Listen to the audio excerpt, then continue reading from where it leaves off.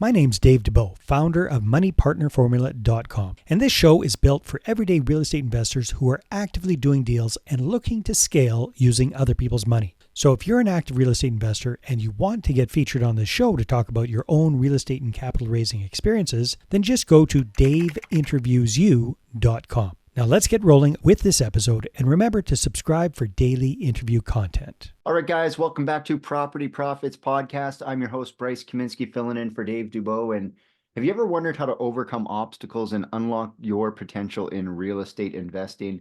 Well, today, my guest, Nisha Hyde from the vibrant Gulf Coast.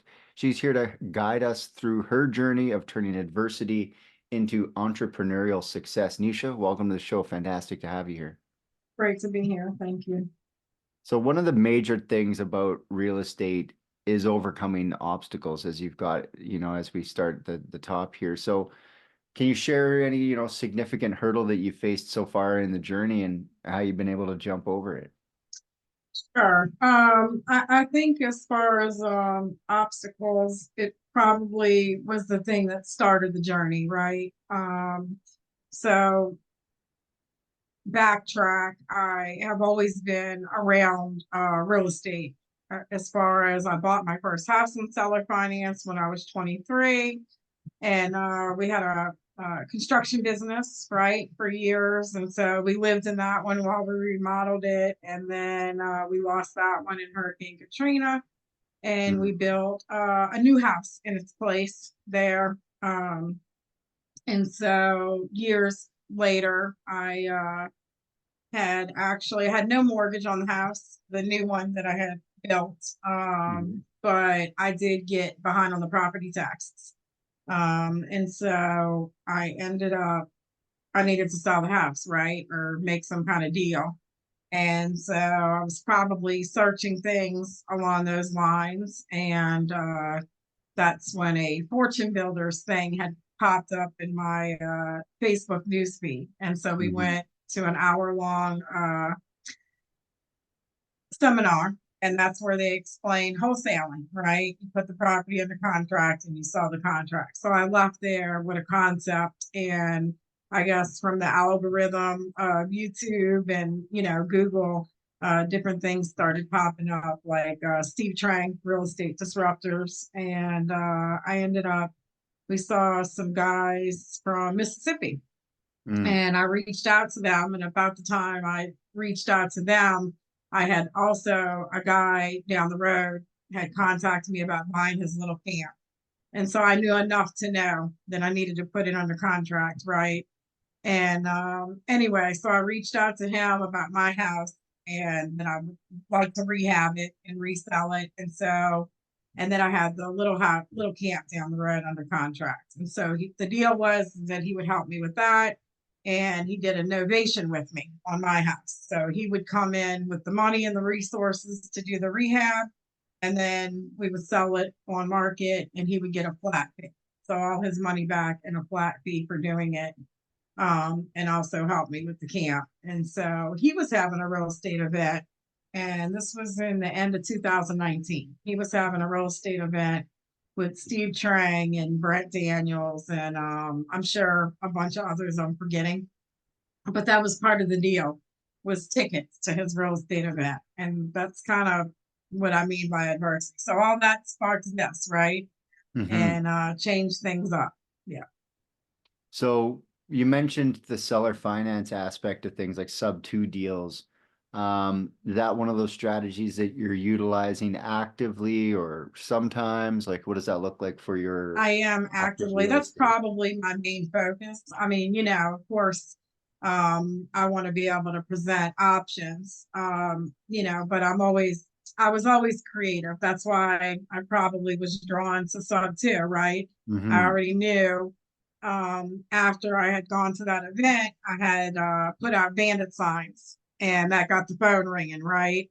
Yeah. And I knew there were other ways besides cash because I had already done some of them, right? Even though it wasn't real estate in this capacity. Okay.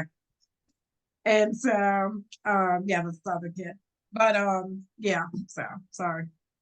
Yeah, no problem. So yeah, sub-2 is really heating up especially with the interest rates, being what they are. Are you finding it more or less challenging as people are like, more and more people are coming into the sub two I game, let's don't, call it? I don't think that, the more people coming in is causing it to be more challenging. I think the rising interest rates are causing, we need more people to help more people, really. So there's no competition if you're good at, helping people and give them options and structure. Mm-hmm. You would So hope more could do it. yeah, so tell me a little bit more about that. Like, what do you mean by helping people? What is it that you focus on when you're doing these sub two deals? Right. So sub two, taking over the mortgages. Right now, I'm focused on people that have bought their house in the last, say, 3 to 4 years. They have no equity. They need to sell for whatever reason. They're getting divorced, or they're behind on payments. They're moving for whatever reason. But and then they can't sell it on market. They're having a hard time moving it because the property values have dropped a little bit. Interest rates have risen. And Mm-hmm. so, a traditional buyer is not coming in to buy it. And sometimes they might not be motivated right away. Maybe they're not in foreclosure yet, or they're not trying to do a short sale, but how long can they pay 2 notes, right? So Mm-hmm. it can be a good option. It might not be their first choice, but it's a great plan B when it's not selling. Yeah, the backup offer.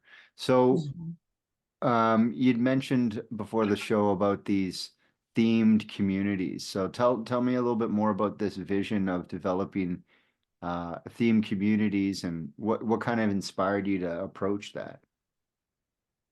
I've even before this started, way back, I wanted 20 acres on Wolf River with tree houses, and it was never even a thing back then, right? You wouldn't call that a themed community, but I guess that sparked it. So that's more of a camping, glamping kind of thing. Mm-hmm. But the way the economy is and the way things have gone, what gave me the idea of themed communities is that you know not everyone needs these large houses, big mortgages. The new generation and even older, right? They're downsizing. They need less space, less maintenance, Mm-hmm. and they want to not be tied down, right, with a big house and big bills. Mm-hmm. And 1 second. Yep, go ahead and read it. You sure can. Go. That's So anyway, the remote life, the remote work mhm. life. It always is. Yeah. So and talking about that, one of them I thought about was digital nomads, right? Co-working space, really good internet, maybe 40 to 60 units of like-minded living together, right? Mm-hmm. Sustainable living. Um, wounded veterans have a woodwork shop, farmers market, flea market on the weekend, that kind of themes community. I even thought about, and I think someone else is doing something similar, where I know they have the safe houses where they get the women out, Mm-hmm. but what I thought is what if we had a small community of them, and it was a safe community where we could get them back dreaming again, right? Re-educate them, teach them about money, maybe things they never learned about to begin with. And Mm-hmm. anyway, so yeah, themes communities. So how far along, are you on that plan? Where do you see that fitting in? I Uh, think I'm transitioning more into that now. Um, Looking at more land and RV parks, mobile home parks, maybe something that's already zoned. mhm, I mean, I can mhm, go in and get the re-entitlements if I need to. And sometimes that might be the way to go, right? mhm, So, now I've identified my main focuses. And if it's an RV park or a mobile home park, it'll already be zoned and I can pull those units out. I can transition it, or I can develop it. It just depends. And so now I'm kind of working with a couple of people that already have funds that are into maybe glamping parks or tiny communities, right? And then we may start collaborating. Yeah. So you're definitely, when you look at that sort of thing, there's going to be capital involved, and it's very important networking, seeking private capital. Do you have any tips or strategies for building partnerships in the real estate industry like that? I do. I think going into it, building relationships first, and then, focusing and doing what you like and building those relationships, because people that like, and trust are going to do business with you. And if they like your message or what you're doing, they're going to offer, right? They're going to say, hey, and so let it happen more naturally. I probably should have networked more in the beginning and kept track better. Now I have a workspace I designed for networking, which I don't always put them in there, and I have a list that needs to go in there, right? But I try to keep track of when we spoke, when we're going to follow up, what we talked about, what they're involved in, what they're doing, and maybe what they want to do. So that, I think keeping track is a good way, because you never know when your paths will cross again, or you meet someone else next week that has something that somebody you connected with is looking for. Yeah. Well, I always say like networking is like compound interest. You never know, but over time you're like, wow, I'm connected with a lot of people. I can pretty much make some calls. And Yeah. I think as we get into real estate further, we might take that for granted a little bit, but the fact that you could call someone a year later and they're like, oh, hey, what's going on? Let's do that deal or whatever. It's an agent or whatever. So when you look at, some of your biggest successes, what sort of lessons have you learned from the victories? I guess one main one is, I'm not saying, sometimes you don't want to follow through, but I have a hard time at quitting, right? So like, I don't. If I know that something needs to be done, I feel the numbers are right, I'm going to push until I follow through, no matter what happens, right? And not everybody's like that. No. They'll, I think that's important though. But of course, at the same time, you need to know when to quit. Sometimes it might not have been a deal to begin with, and you think it is, and you're following through on something that's not. So don't be so hard-headed not to listen to other people's feedback.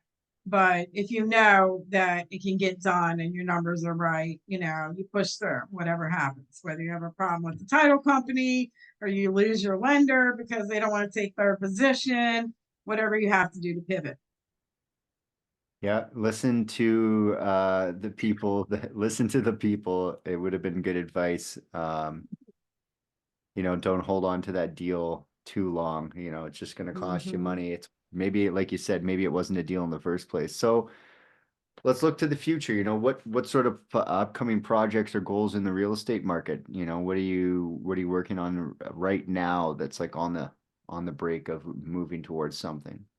Yeah, right now we're looking at, like I said, we're looking at more land and RV parks and mobile home parks. And I just kind of teamed up with another team. They have 6 RV parks and mobile home parks that they own. And so he's got a team, and they have underwriters. And so I'm probably gonna, now that more, the more you put it out in the universe, the more that comes to you, right? So like this morning I woke up and there was a lead for an RV park and gas station and another one for 98 units. And a week ago, I met the guy with the team of 6 and has the underwriters. So if it's not something I specifically want to try to buy, then we can wholesale it together, or maybe I can go in there and revamp it and expand, and then we can resell it, right? So now we'll be able to look at more. I want to try to focus on the coast, but outside of a busy market is a good place, right? Like I'm not going to turn away something in Gatlinburg, Tennessee, or outside of Atlanta. even though my main focus is, really from Louisiana, Mississippi, Gulf Coast, Gulf Shores, Alabama, and Florida. But yeah, that's where I would keep something, right? Mhm. And where I would want to develop more communities that I might actually hang on to and have partners with. But for other places, we can revamp them, or package them up pretty and make sure the numbers are right so somebody else can buy them. Yeah, and that's really important, is it like you're looking for what you want and that you move what you don't and just keep on, processing the lead. You'll find what you're looking for eventually. Yep. If you're in the way of those things passing by, like not that one, Mm-hmm. not that one, not that one, not Mm-hmm. that one, maybe that one. So, Yeah. it's good when the lead flow is like in the space. Like if you're looking for apartments, all you're getting is single family. Well, something's not hitting, but you're getting the mobile home parks and you're getting these things. Mm-hmm. So, um, the business is definitely about, the deals we do, not necessarily, or rather the deals we don't do, because those can set you back quite a bit. Yeah. Now, with all the real estate stuff, what would you say your like secret sauce is? What comes easy to you that other people might find difficult to do? Reading people, talking to people. Like Yeah. networking or like the intuition of like this person's level. Networking, negotiating, structuring, and sometimes I don't even like when direct to seller, I don't even, or even with a realtor, sometimes I don't even see it as negotiating, right? Not when Mhm. I'm laying options out and figuring out what's going on, and I'm the one that can offer a solution. Like, I almost don't feel right calling that negotiating, but it is, I guess.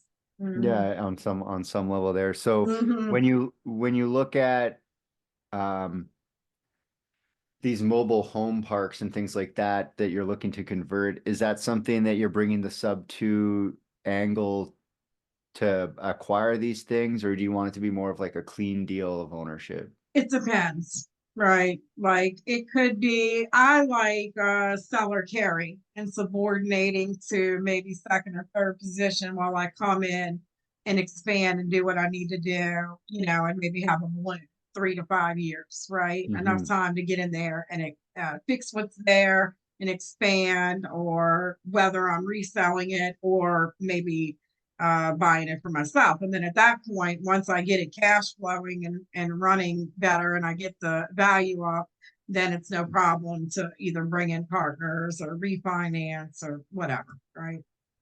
Awesome, awesome. So when it comes to money partners, um, on deals, do you prefer to, have the money together and then go looking for deals, or do you prefer to have the deals and then go looking for the money?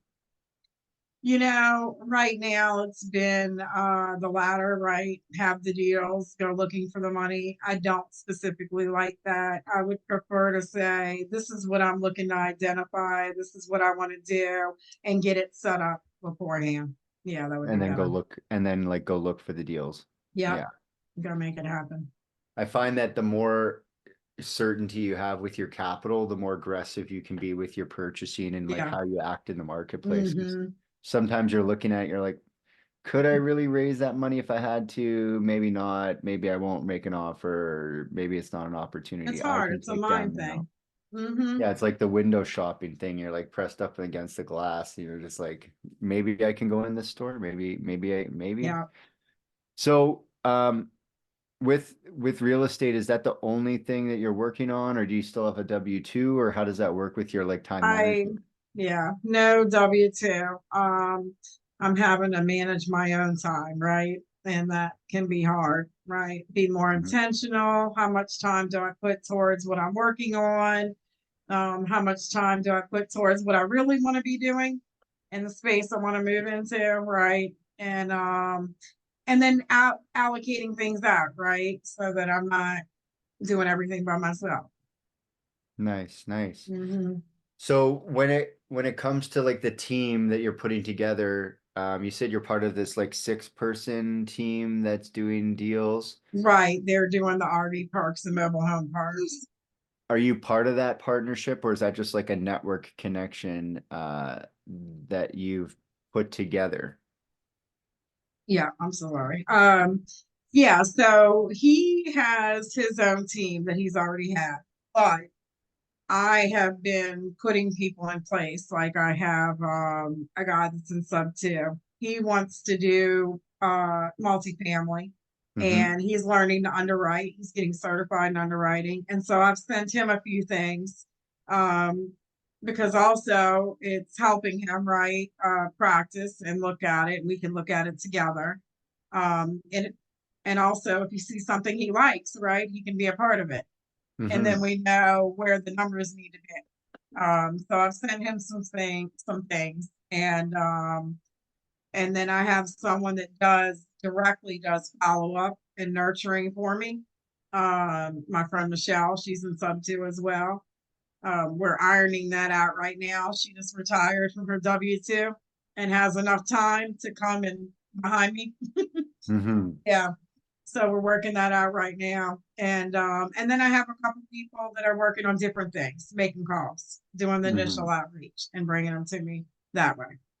Nice, nice. Yeah. So, you know, you've got a few things going on. If people want to connect with you and they want to find out more, participate in some of your deals, what should they do?